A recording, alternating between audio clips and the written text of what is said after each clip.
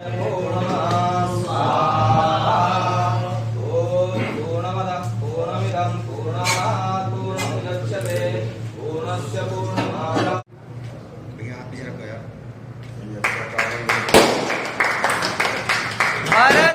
के साथ लेना है क्या?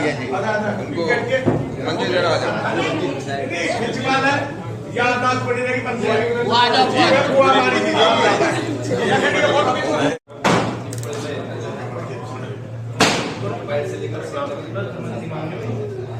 अंतर्राष्ट्रीय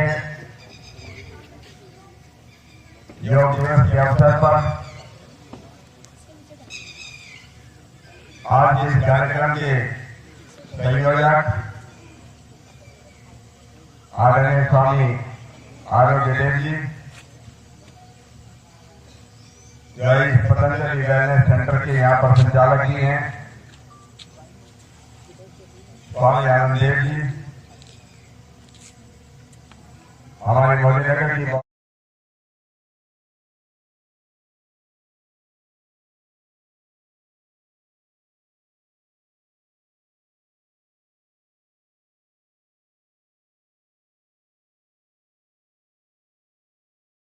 दिवस है, उसके बारे में आप बताएंगे। योग से क्या क्या फायदे आपका शुरू?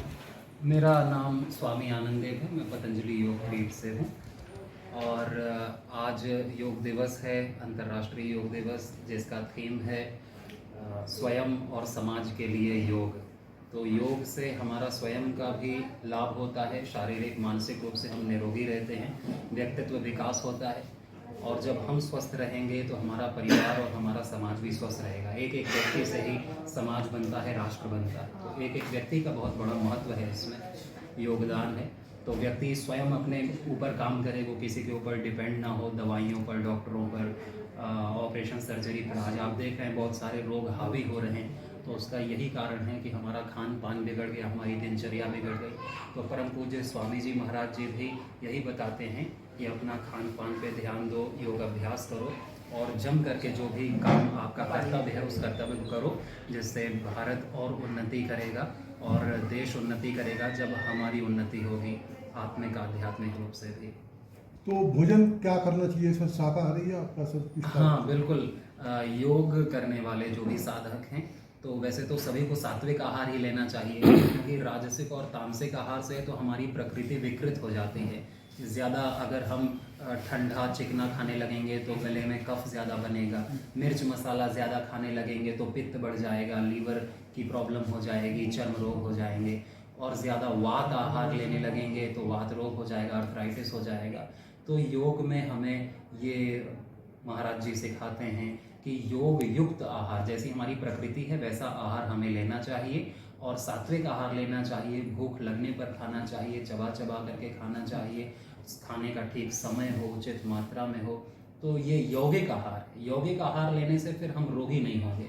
अगर हम अपथ्य लेंगे तो फिर कोई दवाई भी काम नहीं करेगी। रात्रि का भोजन कितने बजे कर लेना चाहिए? रात्रि का भोजन हमें सूरज ढलने के पहले पहले कर लेना चाहिए, 6-7 बजे तक। हाँ 6-7 बजे तक हमें भोजन कर लेना चाहिए, जिससे सोते समय तक हमारा भोजन पूरा पाचन क्रिया हो जाए। तो इससे शुगर में, बीपी में लाभ पहुंचेगा? बिल्कुल, क्योंकि भोजन का पाचन अच्छे से होगा तो फिर भोजन का निष्कासन भी अच्छे से होगा और जो न्यूट्रिशन उसका एब्जॉर्प्शन भी अच्छे से होगा, क्योंकि फिर पेट खराब नहीं होगा। पेट खराब होना ही कई रोगों का मुख्य कारण है। कभी कभी फूड पॉइजन हो जाता है, इस गर्मी में बैक्टीरिया सड़ जाता है, खाना गलती से खा लेता है, अंदर चला जाता है, तो उसका क्या उपाय है? उसमें ज़्यादातर लोग एलोपैथी में हो जाते हैं। हाँ, तो उसका प्राकृतिक चिकित्सा में तो तुरंत उपाय होता है कुंजल क्रिया। जैसे किसी को पेट में फूड पॉइजनिंग हो जाती है तो 3-4 गिलास गर्म पानी पी करके उल्टी कर देता है, वमन कर देता है, तो पूरा पित्त, पूरा जो है बैक्टीरिया को सब बाहर निकल जाएगा, उसे तुरंत आराम मिलेगा।